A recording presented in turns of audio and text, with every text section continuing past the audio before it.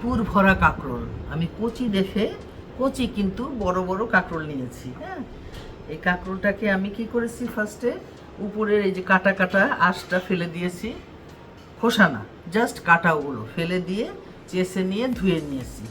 এখন আমি এটাকে মাঝখানে কেটে নিচ্ছি। মাঝখানে কেটে নিয়ে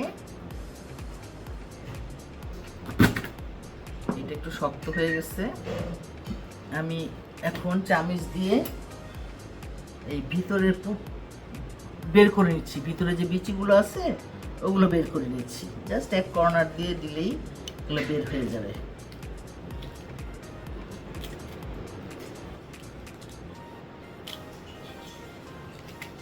এই বিচিগুলো কিন্তু আমি ফেলবো না, কচি বিচি তো, এগুলো আমি রেখে দেব।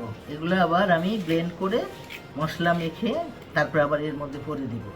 এই দেখো পরিষ্কার হয়ে গেছে। আর এই বিচিগুলো আমি রেখে দিয়েছি। একটা টমেটো কুচি করে রেখেছি, একটু পেঁয়াজ কুচি, কাঁচামরিচ কুচি করে রেখেছি।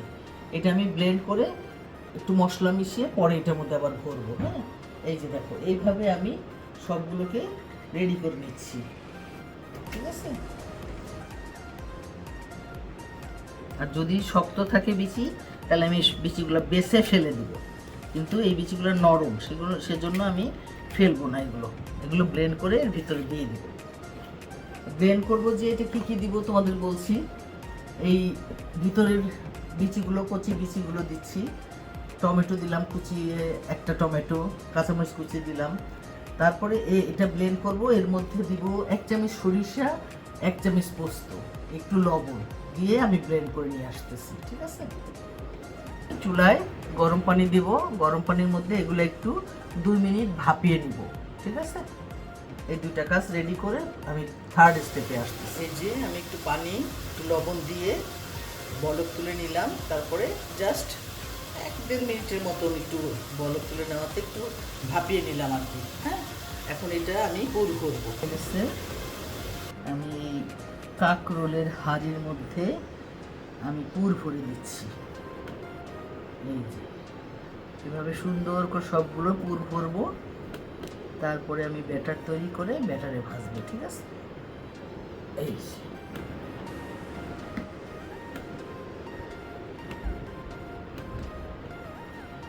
খুবই সহজ জিনিস বন্ধুরা, তোমরা ইচ্ছা করলে এটা করে ডিপেও রেখে দিতে পারো।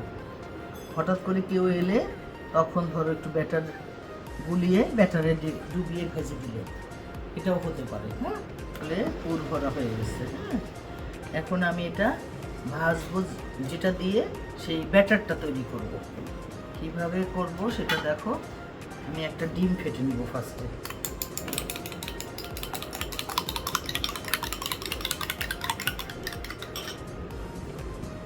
তেলটা যখন একটু গরম হয়ে যাবে তখন একটা একটা করে পুর ভরা পটল ডুবিয়ে আমি লালচে করে ভেজে তুলবো। ঠিক আছে। চলো আমরা এখন চুলায় চলে যাই।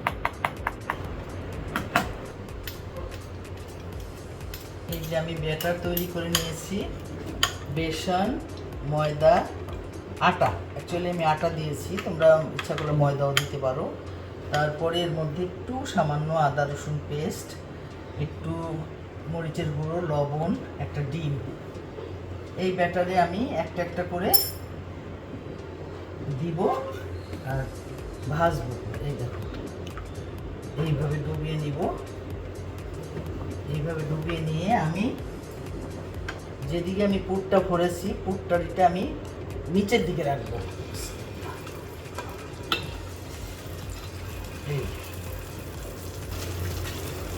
আমার এই আইটেম বানানোটা ভালো লাগলে তোমরা লাইক কমেন্টস করো।